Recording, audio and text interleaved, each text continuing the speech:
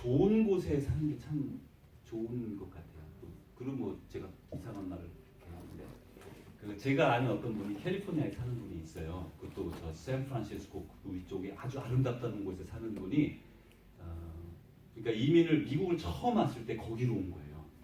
부유한 동네로 와가지고 돈을 많이 가지고 오셔서 비즈니스를 하다가 이렇게 경험이 없어가지고 다 잊어버리고 그리고 이제 이 남쪽으로 오신 한 분을 제가 알고 있습니다. 이분은 이제 늘 생각하면 샌프란시스코 나는 거기로 돌아가리라.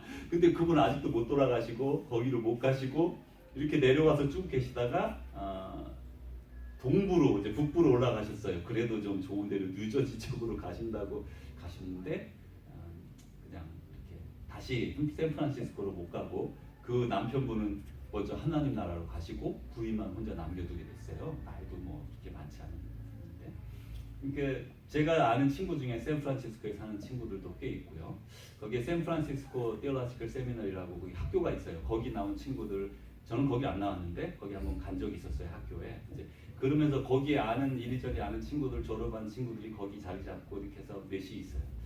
또 LA 쪽에도 다 친구들 많이 있잖아요. 그죠? 이렇게 좋은 날씨. 또 거기보다 더 나아가서 뉴질랜드. 여러분 뉴질랜드 혹시 가보신 분 한번 손 들어 주십시오. 다 좋은 사람들이네요. 그죠? 미국 촌 사람들. 하여튼 그 호주보다 뉴질랜드가 훨씬 더 아름답다 그러더군요. 그리고 우리가 잘 알다시피 거기는 원래 황무지인데 그 잔디를 심었다면서요. 그 나라는 원래 없는 잔디를요 다 심었대요. 그래가지고 푸르러지고 그랬답니다. 하여튼간 그렇게 자연적으로 막 만들어 나간 그래서 오늘 정말 아름답고 뉴질랜드는 또 특별히 살기 좋은 나라로 전 세계에서 유명한데도 전 세계의 청년 자살률이 가장 높은 데가 청소년 자살률이 가장 높은 데가 수년 전에 뉴질랜드였어요.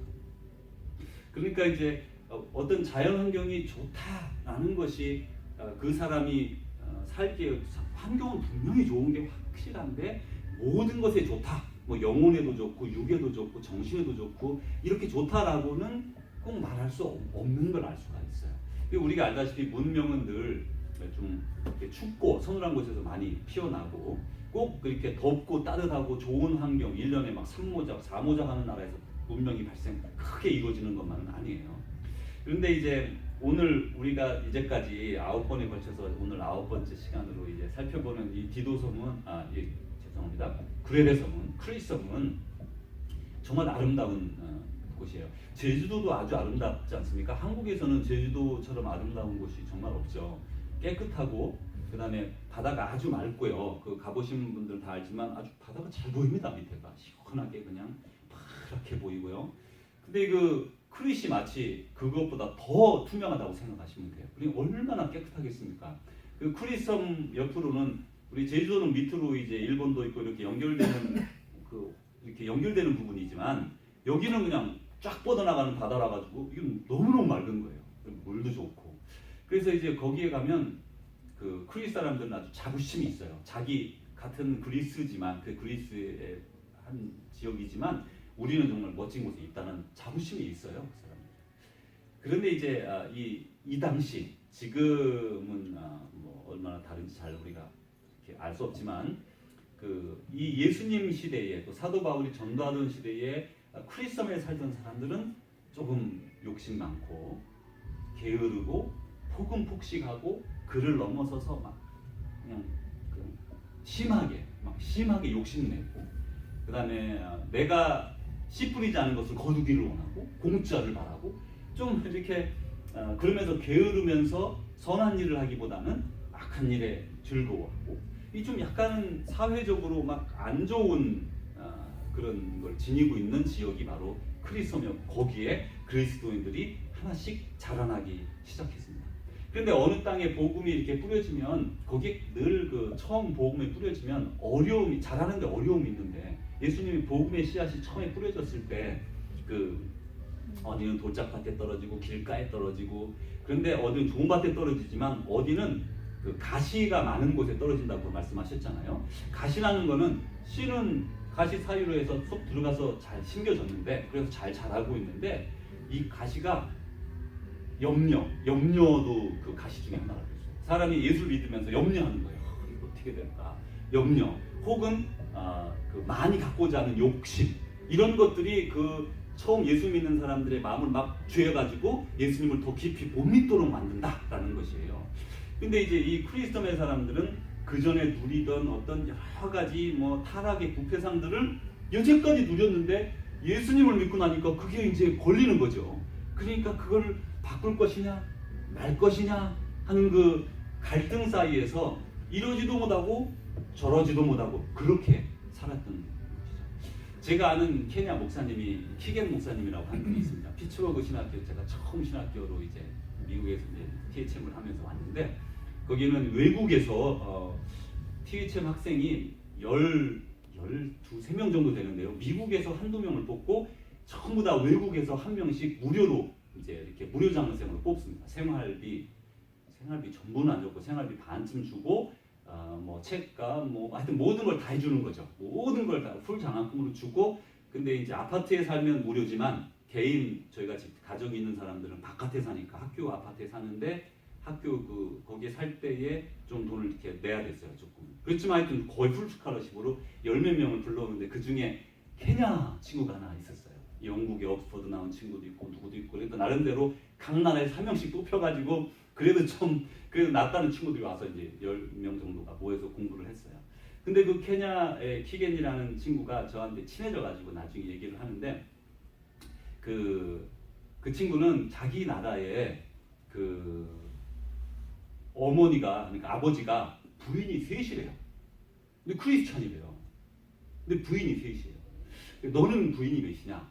자기는 하나라는 거예요. 그 너의 어머니 아버지는 그러니까 너의 아버지는 왜 부인이 셋이나 되냐? 전통적으로 그래 왔고 그러다가 예수님을 믿었고 그 위에 어떻게 할 수 없다는 거예요. 그래서 제가 그때 이제 그런 생각을 많이 했어요. 부인이 셋이다라는 게 하루아침에 결단을 내서 다 둘을 내보낼 수 있는 입장이 또 아닐 수도 있는 거예요. 그러면 가난해지잖아요. 그 여자가 당장.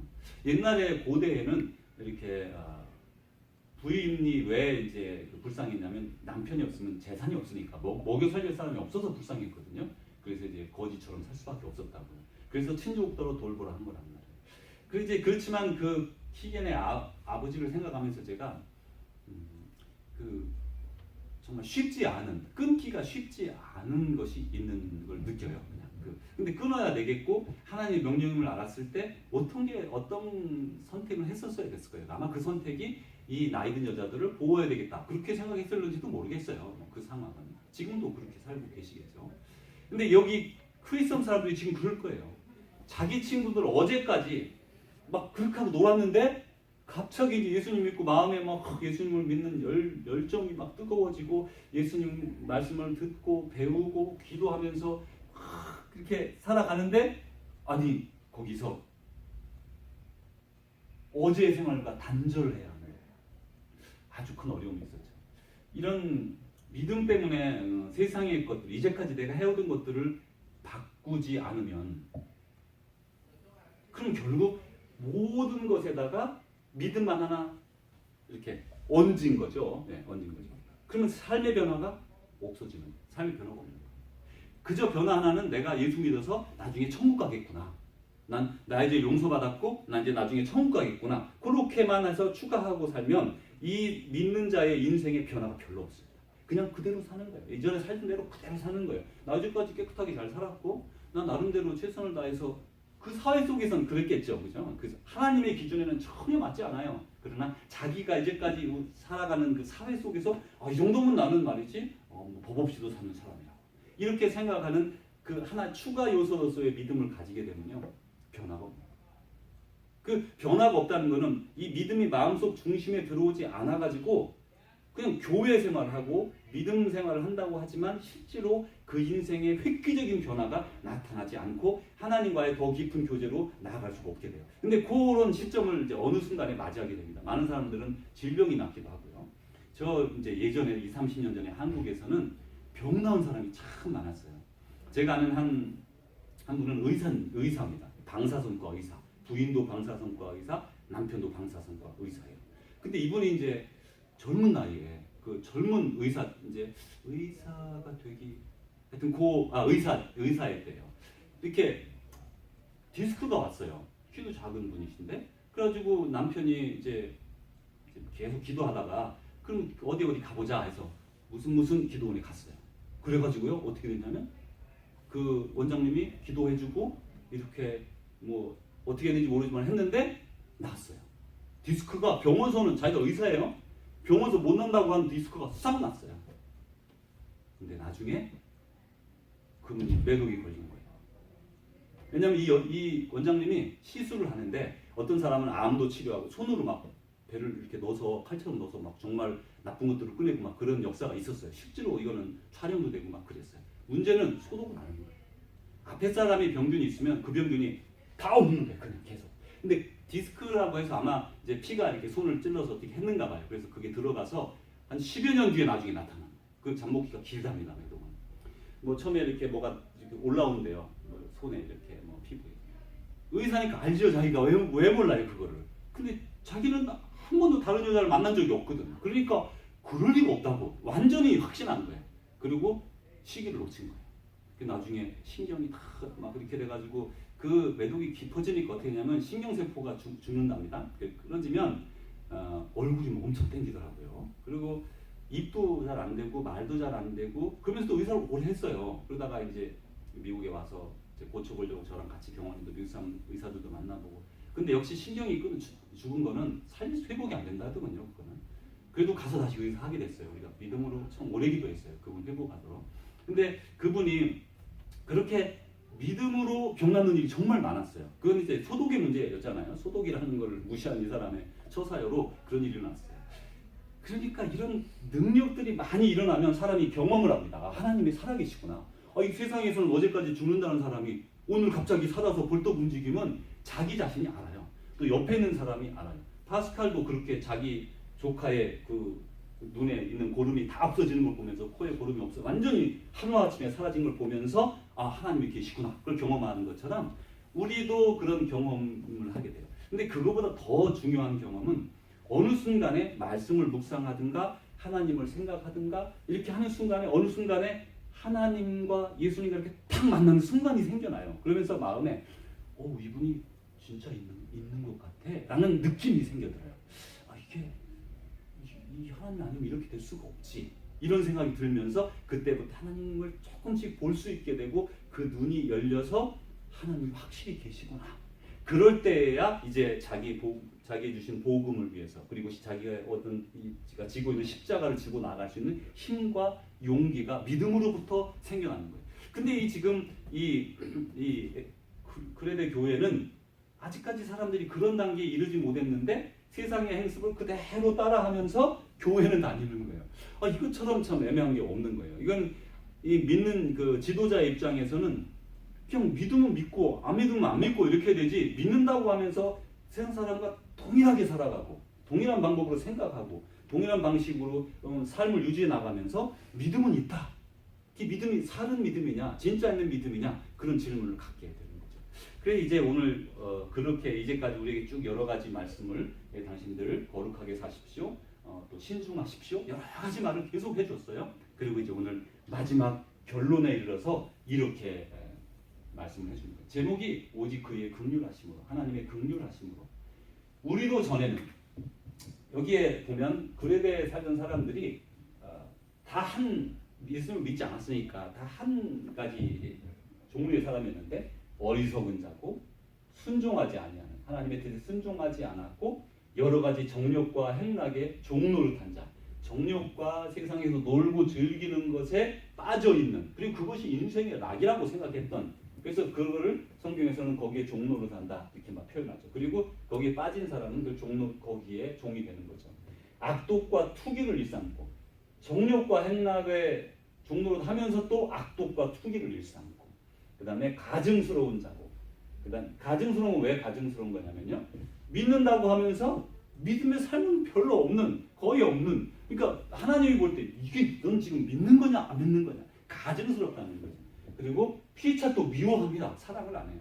이런 사람들이었다는 거죠. 그런데 이제 이 사람이 하나님의 자비하심으로 그리고 사람 사랑하심으로 그런 자들에게 이렇게 그런 자들에게 하나님의 은혜가 내려옵니다. 그래서 어떤 일이 발생하냐면 사람들이 중생으로 시승을 받게 돼요. 예수 그리스도의 보혈로 말미암아 믿는 자마다 그 이제까지 우리가 마음에 세상을 좋아하고 연락을 좋아하고 막 그런 잘못된 것들에 대해서 죄책감도 갖지 아니하고 살던 그런 마음이 아무것도 아니었는데 그 예수 그리스도의 보혈로 말미암아 그 마음에 중생 새로 거듭남의 삶을 얻게 되고 그러면서 어떤 일이 발생하냐면 새롭게 되는 거예요. 예수 그리스도의 보혈 그리고 성령으로 말미암아 그 마음이 씻어지는 거예요. 이거는 그 사람이 못하는 거예요. 이거는 사람은 결단을 할 수 있어요. 내가 지금부터 거룩하게 살아야지. 그럴 수 있어요. 그래서 이제 매일 늘 이렇게 해야 되지, 저렇게 해야 거룩한 거야. 이렇게 할 수 있지만 믿는 건 그런 거 아니에요. 믿음이라는 거는 처음에는 그냥 예수님과 이런저런 과정을 통해서 만났지만 만난 이후에는 예수님이 우리 가운데 들어오십니다. 들어오시면 우리한테 이렇게 말씀하세요. 내적으로 우리 안에 내주하시기 때문에 성령님이 그래도 이런 게 좋지 않을까? 이게 더 좋아. 난 이게 더 좋단다. 하고 우리에게 넌지시 말씀하세요. 그럼 그걸 듣고서 우리 마음이 확 변화됐기 때문에 그 속에서 변화된 마음이 우리에게 말씀하시는 거예요. 우리 마음끼리 교통하는 거죠. 영끼리 교통하는 거예요. 그러면서 주님 그럼 그렇게 하죠. 그럼 그렇게 해야 되겠습니다. 그런 완전히 새로운 삶으로 이 성령님께서 우리를 바꿔주시고 그 다음에 인도해 주시는 거예요. 이게는 내가 스스로 하는 것이 아니라 성령님이 우리를 인도해 주시는 거죠. 그리고서는 성령을 풍성히 부어주셔서 우리가 온전히 성령님 안에 잠기도록 그리고 새로운 삶을 살 수 있도록 이끌어 주신 거죠. 그러고 나서 어떤 일이 발생하냐면 우리는 영생의 소망을 얻은 상속자가 되는 거예요. 뭐를 상속했느냐 이렇게 하냐면 예수님이 우리가 지금까지 갖지 않은 걸 가졌는데 그게 뭐냐면 예수님은 영생을 얻었어요. 그러니까 영원히 사는 삶. 우리는 이렇게 100년 혹은 옛날에 구약시대는 1000년 이렇게 살았잖아요. 1000년, 100년 살다가 그리고 죽는 거예요. 그리고 끝난다고 생각을 했는데 예수님은 시간 밖의 사람이고 이 우주를 만드시기 전에 계신 분이고 우주를 만드신 분이신데 그분이 이 시간 안으로 들어오셔서 우리를 위해 대신 돌아가시면서 영생을 처음으로 이렇게 영생을 가지시게 돼요. 그런데 그 원래 영생을 가지신 분이고 우리에게 내가 영생을 가진 것처럼 너희도 이것을 선물로 주겠다. 그래서 영생을 같이 받은 거예요. 그러니까 우리의 삶은 예수님처럼 우리가 죽고 나서 그냥 끝나는 보통 사람처럼 다른 것들은 끝나는 게 아니라 예수 그리스도 안에서 다시금 죽었다가 살아나서 영원히 사는. 근데 이제 이게 보통 사람 우리가 이제 죽음을 경험하지 않은 사람에게 의미가 별로 없더군요. 많은 경우에.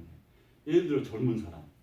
그냥 죽음이라는 것에 대해서 별로 생각을 해보지 않는 사람은 의미가 별로 없어요. 근데 부모님이 돌아가시거나 가까운 친구가 죽거나 배우자가 사망하거나 그러면요. 너무나 이렇게 뚜렷하게 다가와요. 둘 중에 하나라는 거예요. 내가 죽어서 그냥 없어지니까 다 거짓말이다. 그럼 그냥 없어지는 거야. 사람은 죽으면 없어지는 거지. 다 만들어낸 얘기야. 라고 믿고 싶은 사람이 있고요. 하나는 하나님 우리가 믿는 대로 여태까지 믿어온 대로 우리의 영원한 사후의 세계가 있다라고 그 두 갈래길에서 한쪽 길에 발을 들이게 돼요. 그게 바로 자기 가까운 사람이 죽음을 경험할 때 어느 한쪽으로 발을 이렇게 넣게 됩니다. 우리가 잘 아는 애플을 이렇게 잘 창업하고 키웠던 스티브 잡스는 나중에 이제 대장암에서 그런 관계된 암으로 죽게 되었어요. 근데 그 사람이 이제 선불교 그런 종교를 가졌답니다. 불교인데 선불교라는 종교를 가졌대요. 그래 이제 거기서는 윤회라는 사상을 불교에서는 얘기를 하지 않습니까? 죽어서 다시 태어난다고. 그래서 이제 아주 가까운 친구가 마지막에 죽기 불가 아주 근접해서 이제 죽음이 판정이 됐고 죽는다고 할 때 찾아가서 이렇게 물었답니다. 그래 자네 생각에 사후세계가 있는 것 같은가? 제일 중요한 질문이죠. 지금 그 상황에. 그랬더니 그 스티브 잡스가 그렇게 말했대요. 반반인 것 같다고. 자기 생각에도 반반인 거예요. 자기 생각에. 지금 그 죽음을 앞두고 있는데 있는 것도 같다? 없는 것도 같다? 확률로 볼 때 반반인 것 같다. 그게 무슨 말이에요 지금요? 없는 것 같다고 인정하고 싶고 그런데 자기 영 속에서는 있는 것 같이 느낌이 오는 거예요. 거부하고 싶은데 왜냐면 이제까지 그렇게 살지 않았잖아요. 다 이제까지 거부했잖아요. 영혼 그런 건 없다라고 생각했는데 지금에 와서 보니까 이게 맞는 것 같거든. 진리 같거든. 그러니까 자기 자신도 이렇게 혼란한 상태에서 죽음을 맞이하게 되는 거죠. 근데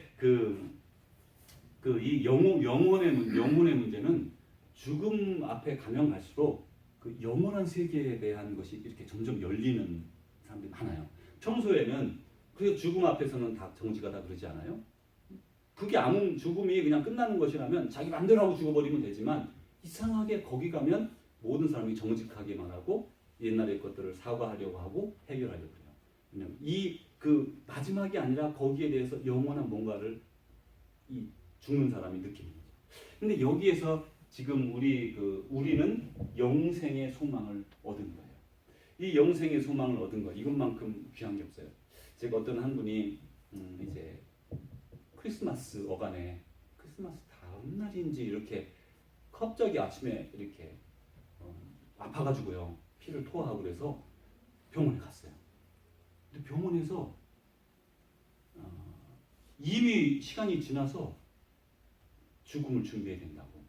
아니 여태까지 건강해서 아침에 병원에 갔는데 그래가지고 막 진료실에 막 기계랑 기계 다 들어와서 그 사람을 막 살리려고 애를 썼는데 수십 명의 의료진이 와서 애를 썼는데 결국 하루 만에 세상을 떠나게 됐습니다.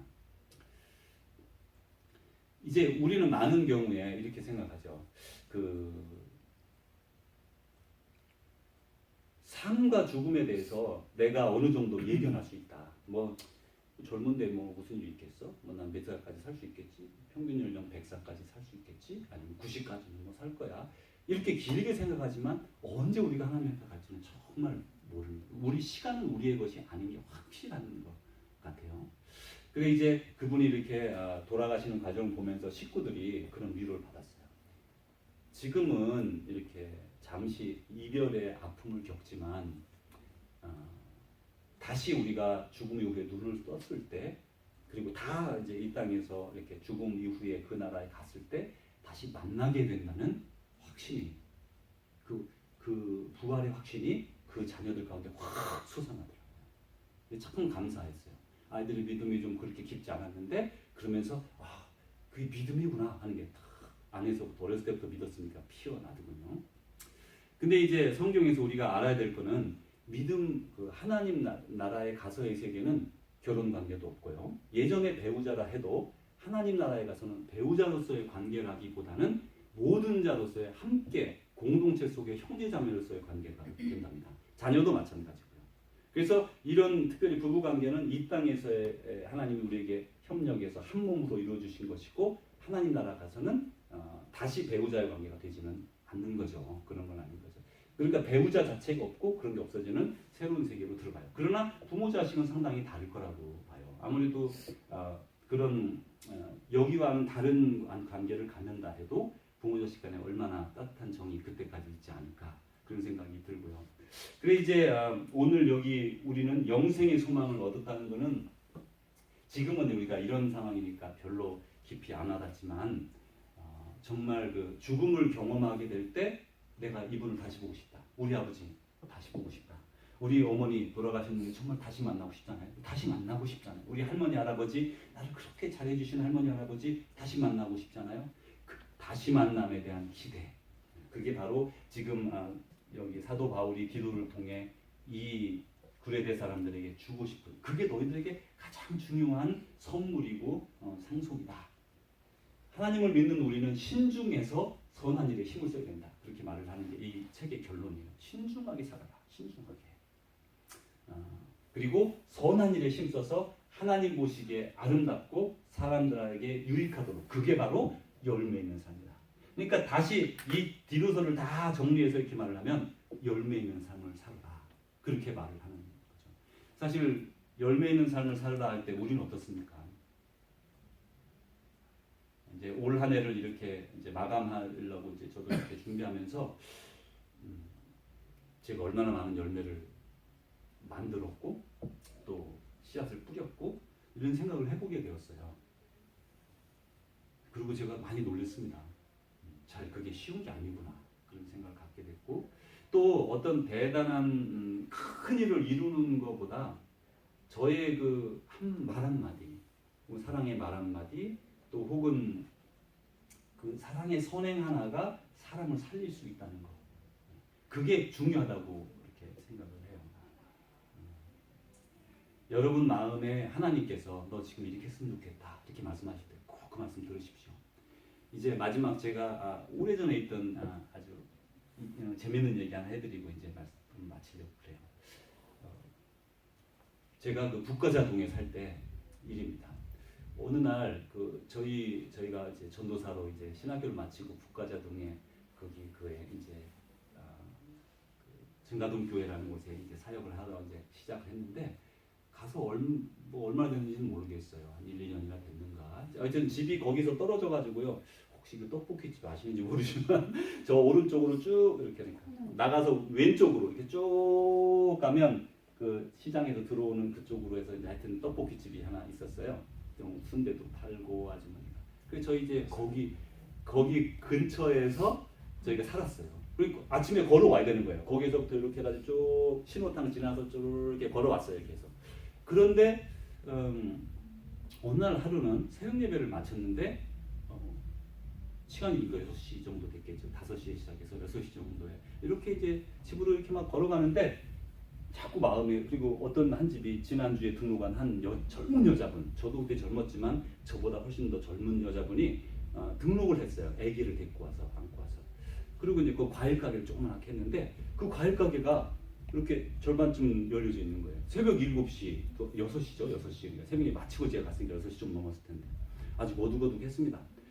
근데 마음에 이거 왜 열렸지? 도둑 들었나? 그런 생각도 들고 이거 열려있으면 안 되잖아요. 지금 그 안에 방이거든요. 여기 앞에 과일 가게, 방, 신혼부부고. 그래서 걱정이 돼서 그래도 뭐 그렇게 갈 수가 없죠. 남편을 아는 것도 아니고 남편은 안 나왔고. 그러고 이제 돌아서려고 하는데 자꾸 마음에서 너 지금 가봐야 된다. 제가 그랬어요. 아이고 하나님 그거 안 되죠. 제가 저 새벽 남편도 모르는 집에 그 부인만 나왔는데 안 그래도 잘못하면 욕먹을 판인데 교회에서 안 좋을 판인데 안 된다고. 그러면서 제가 자꾸 거부하는데 자꾸 들어가라고 그러시는 거예요.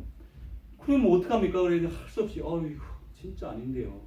배도 고프고 집에도 가야 되고 이제 이러면서 제가 이렇게 똑똑 두들기니까 안에가 이렇게 문이 열려 있어요. 그리고 불빛이 새어 나오는 거예요 안에서부터. 그리고 이렇게 넌지시 참 조심스럽게 들어가서 봤는데 그 부인이 없어요. 그리고 남편이 이렇게 뭔가 쓰고 있고 옆에 칼이 하나 있는 거예요. 제가 그 순간을 잊지를 못해요. 뭔가 직감이 있었어요. 뭔가 일이 있다. 그래서 들어가 봤더니 이 소개를 했죠. 이분은 날 모르니까. 그래서 소개했더니 그러냐고 들어오라고 막 울면서 그래요. 알고 보니까 옛날 전화번호부 뒤에다가 자기 유서를 적고 있는 거예요. 갓난아기 딸을 없애고 자기도 죽을란다는 거예요. 그러려고 지금 유서를 쓰고 있었다는 거예요. 지금 막 쓰고 있다는 거예요. 제가 그 큰 행동이 아니잖아요. 사실 그 명령에 따랐을 뿐이고, 근데 그분 이제 저는 모르는데도 저한테 한 2시간 정도 막 자기 얘기를 막 그 부인 욕도 많이 하고 그러면서 자기 속상한 얘기를 막 했어요. 막 어떻게 만났고 어떻게 됐고.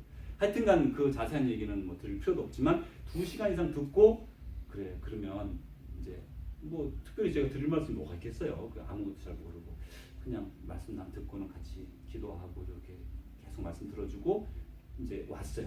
그 다음 주 주일날 애기 이렇게 목마 태워가지고 교회를 왔다니까요 남편이. 그리고는 계속 나오지는 않았지만 그리고 나서 저하고 친해지고 인사하고 이렇게 하면서 다시 죽음의 길보다는 삶의 길을 선택해서 살게 되었어요. 저는 그때 그렇게 생각했어요. 한 사람의 물에 빠진 사람을 구하는 것도 정말 소중한 일입니다. 이렇게 정말 사람을 구했으니까. 근데 그날은 제가 뭐 하고 싶어 한 것도 아니고 아무 관계 없어요. 그냥 하나님이 마음에 이렇게 해라 하는 그거 한마디 들었을 뿐인데 놀라운 일들이 뒤에서 막 이루어졌던 거 아닙니까? 그래서 그 뒤로 저는 가능하면 하나님이 말씀 주실 때마다 그것대로 따라야 되겠다는 생각을 가지게 됐어요. 그리고 이번처럼 죽음에서 삶으로 막 되바뀌는 이 결정이 이루어지는 일도 있지만 우리 눈에 안 보이는 어떤 그런 일들이 많이 일어나요. 미국의 어떤 한 큰 교회 목사님이 막 성장하는 교회 젊은 목사님이요. 레스토랑에 갔어요. 레스토랑에 가서 식사를 주문했는데 이 아가씨가 좀 얼굴이 이상하고 막 상황이 너무 이상해 보이는데 서브를 하는 거예요. 그래서 아유, 괜찮냐고, 아유, 그럼 뭐 주라고 이렇게 얘기했는데 알았다고. 그래, 알았다고. 이렇게 하고는 근데 이 사람 마음에 그런 생각이 들었대요. 목사님 마음에 너 지금 빨리 저 여자한테 복음을 전하고 예수님에 대해서 말이라도 해라 이런 마음이 막 들더래요. 근데 이제 처음 본 웨이트리스고 지금 뭐 힘들잖아요. 어려운 상황에 서브한테 말 못했대요. 근데 조금 있다가 그 사람이 주문하고 가서 빵 하는 소리가 나는 거예요. 화장실에서. 가보니까 그 여자가 이제 스스로 목숨을 끊는. 그게 이 목사님의 마음에 대못이 된 거예요. 내가 거기서 그렇게 말하라고 누군가 말씀을 했는데 내가 그거를 아유 그게 지금 이게 안 되는 거죠. 자기 안 따르는 거죠. 인간적으로. 근데 그분은 그 순간을 놓쳤고 그 여자분은 그렇게 세상을 떠났다. 이게 우리는 성령님이 우리에게 주시는 말씀에 따라야 돼요. 그리고 그것은 열매가 될 수 있고 이게 순종이죠. 작은 것에 순종하는. 근데 큰 열매를 우리가 처음부터 큰 나무 심고 씨앗도 말이죠. 막 이만한 씨앗 심는 것도 좋은 것 같아요. 그거 아주 의미가 있다고 생각합니다. 그렇지만 아주 작은 겨자씨만한 씨앗이 탁 심어졌다 해도 그게 자라나면 큰 나무가 되는 것처럼 우리에게 주어진 것은 큰 씨앗 찾아서 큰 나무 될 것 이리부터 이렇게 심으라고 부르는 게 아니고 아주 작은 거라도 그게 어떤 결과를 가져올지 모른다 할지라도 아무 의미가 없다 할지라도 심지어 주님이 우리에게 말씀하실 때 그 영의 음성을 듣고 따르면 거기에 생명이 태어날 수 있다는 것이죠. 다시 한번 우리는 열매 있는 사람이 되기 위해서 성령의 음성에 귀를 기울이는 우리 모두가 되시고 하나님 나라 갔을 때 이제 구약에서는요 사탄이 정죄자 고발자였습니다. 그래가지고 욥기에 보면 뭐 욥을 보시오 욥이 저렇게 하나님이 잘해주니까 하나님을 사랑하는 거 아닙니까 이렇게 말하잖아요. 그러나 신약으로 넘으면서 예수님께서 심판권을 다 가지시고 예수님이 우리를 판단하세요. 이제 너는 잘했구나, 너는 어떻게 했구나 이렇게 하신단 말이에요. 그러면 예수님 앞에 딱 섰을 때 예수님이 그래, 정말 잘했다, 정말 수고 많았어 라고 우리를 반갑게 맞아주시는 그런 은혜를 입는 여러분 되시기를 주님의 이름으로 축원합니다.